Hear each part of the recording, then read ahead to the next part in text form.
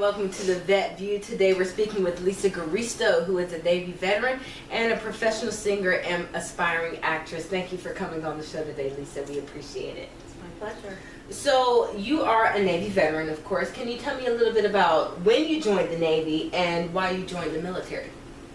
Well, I entered the military in 2006. I had graduated from college a few months before, earlier that year, and I was looking into law school programs.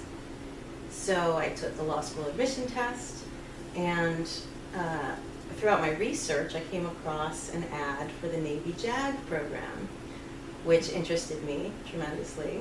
So after further research and conversation with a recruiter, as fate would have it, I did not meet the age requirement. So I did some soul searching and realized that it was really important for me to serve my country while I was still at a permissible age to do so. So I went ahead and enlisted as an intelligence specialist. Okay, that's awesome. And now you actually, instead of going in, if you were to have gone in as a JAG, then you would have been on the officer side? Yes. And so you decided to come in enlisted instead. Correct. That's awesome. And so during your Navy experience, what is it actually that you were doing on a day-to-day basis? I was researching and analyzing information and reporting it to superiors about events going on in the world, depending on what region I was in at the time. And you were intelligence, right? Yes.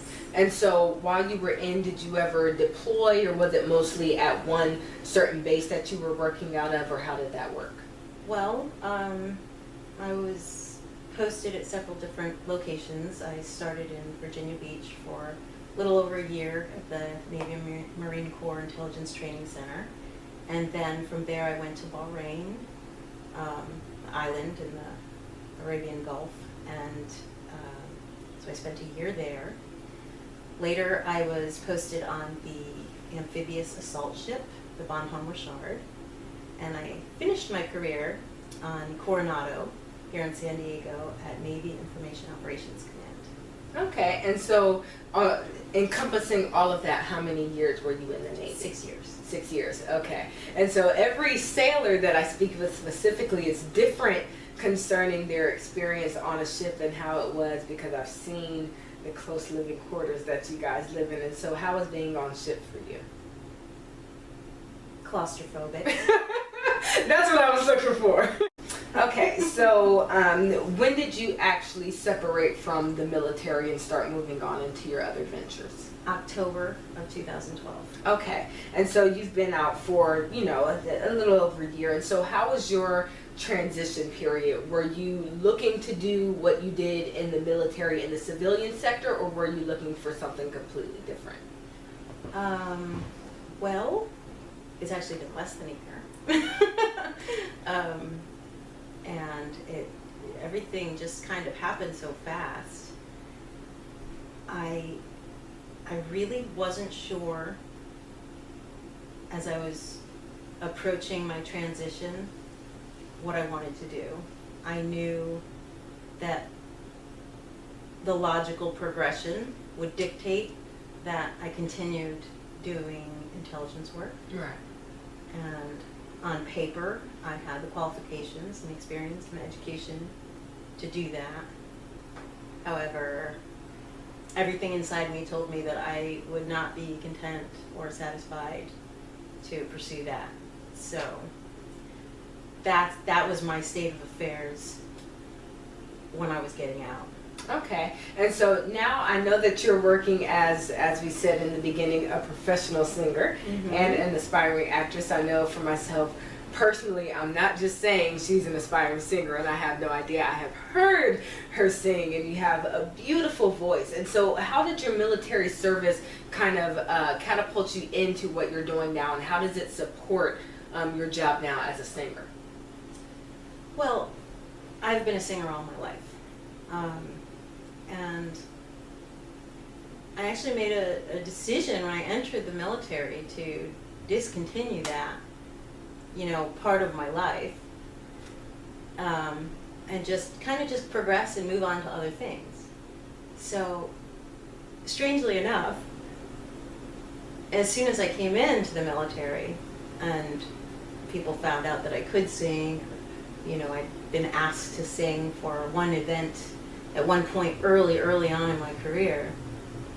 The next thing you know, it just snowballed out of control, and I was actually doing more singing in my 6 years in the military for every event and ceremony that came down the pike than I was actually doing my job. So, so I got more work singing while I was in the military than I did, you know, struggling for 10 years before that. Right.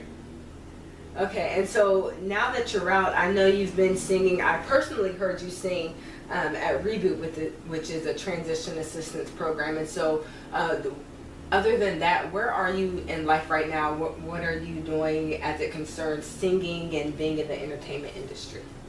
Okay, so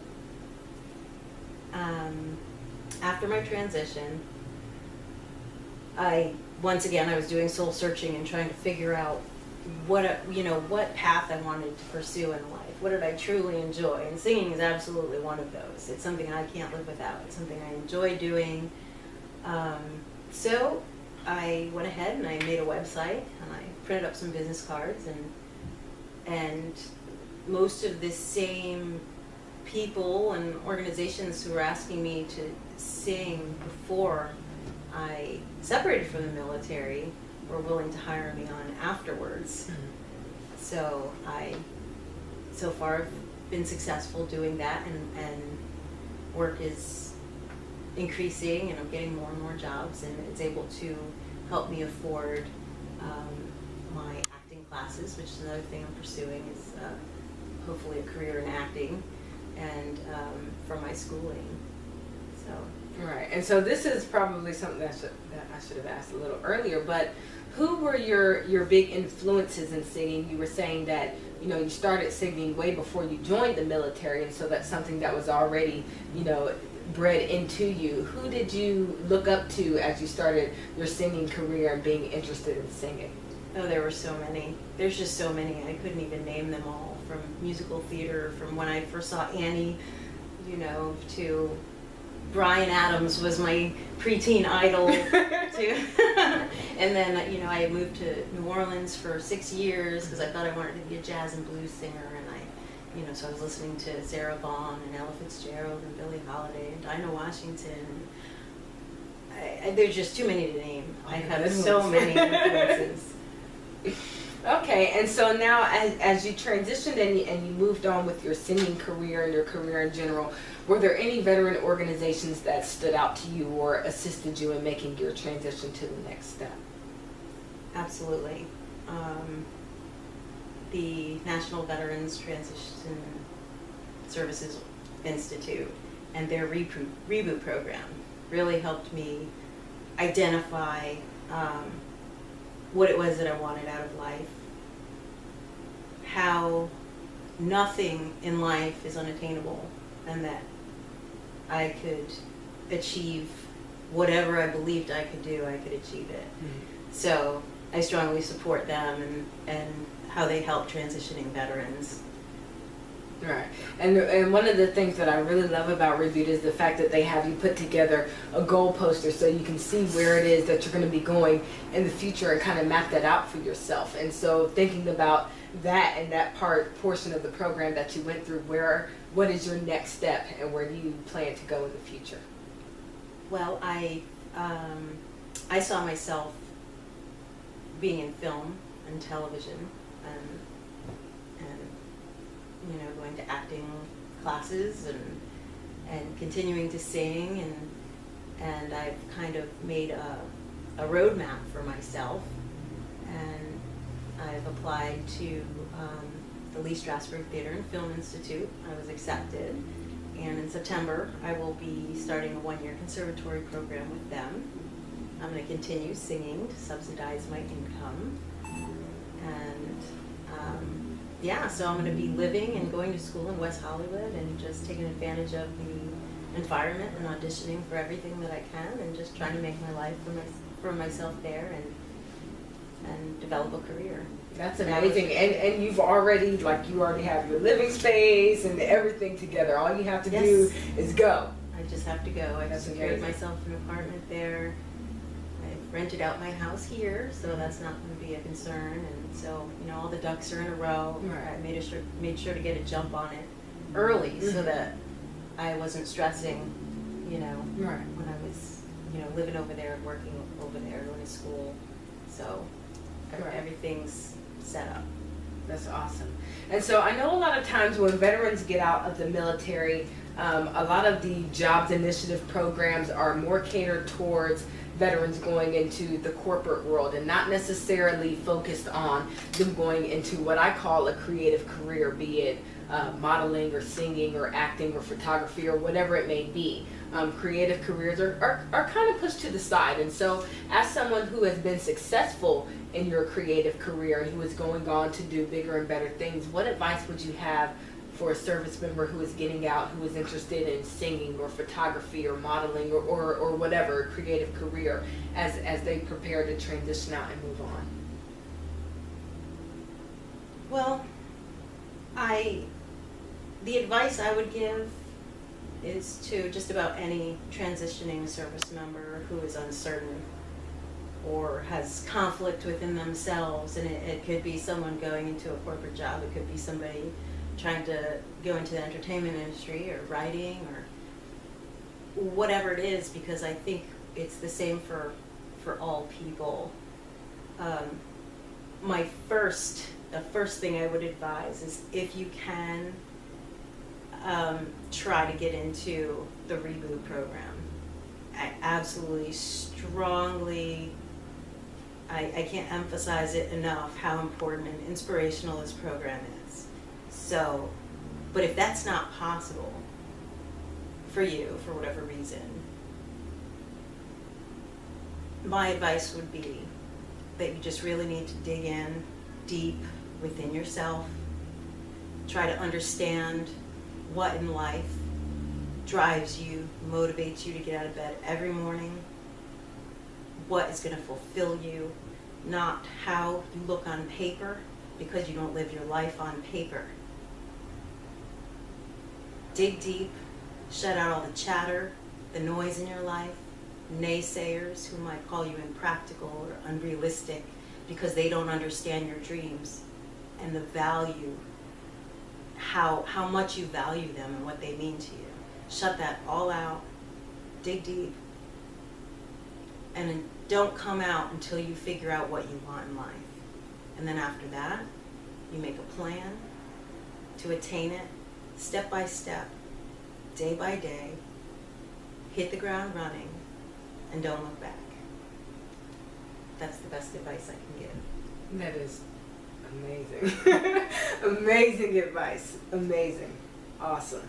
And so, moving on, what advice or what would you want to say to any civilians that watch the show that may not necessarily know what it is to deal with a veteran, or they're trying to put a name and a face to the title veteran, and right now you're it? What would you say to them?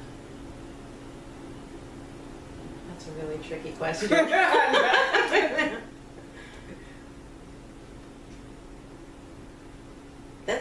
It's a tough question, because there's no one way to understand a veteran.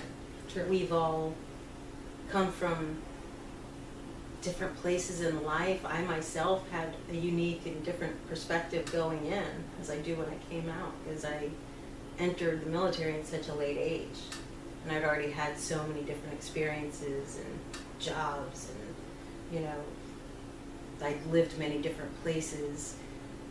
We're all so diverse and unique, just like society as a whole, and I don't think I could give advice as to how to understand veterans, other than just to try to accept things about them that, as a civilian, never having served, you could never possibly comprehend. So just try to be very accepting and tolerant, and that should be enough. And that's as good advice as any. And so now closing out, I know that I have been so lucky as to have heard you sing at multiple Reboot graduations, but I know for our audience they probably haven't heard you sing. So I don't want to necessarily put you, well, okay, yeah, I do want to kind of put you on the spot and see if there is any like a tune maybe that you have or something that you would like to sing just to share with our audience how talented you really are. Okay. Yes, I will absolutely do that. There is. You probably think I'm going to sing the national anthem. That's what I know. That's what most people hire me for. But just like we were talking about, you just gotta, the logical progression of things isn't always the way to go. So Absolutely. what I want to do is I want to sing one of my favorite songs ever in the world. I first heard Ella Fitzgerald do it. It's kind of obscure. I don't even know who else has done it. I think she wrote it. It's called Cryin' Mood. So do I just do it now? Oh, I know it. You sing it. Okay, girl.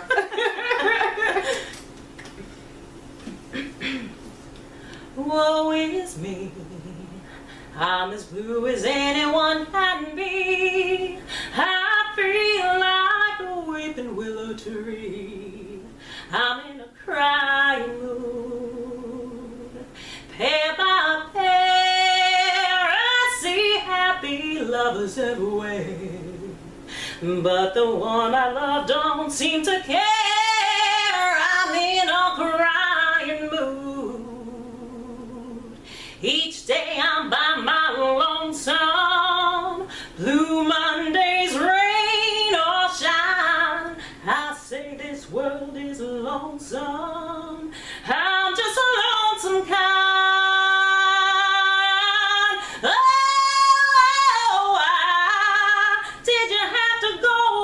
Say goodbye. Seems the moon is low and so am I. I'm in a crying mood. I'm in a crying mood.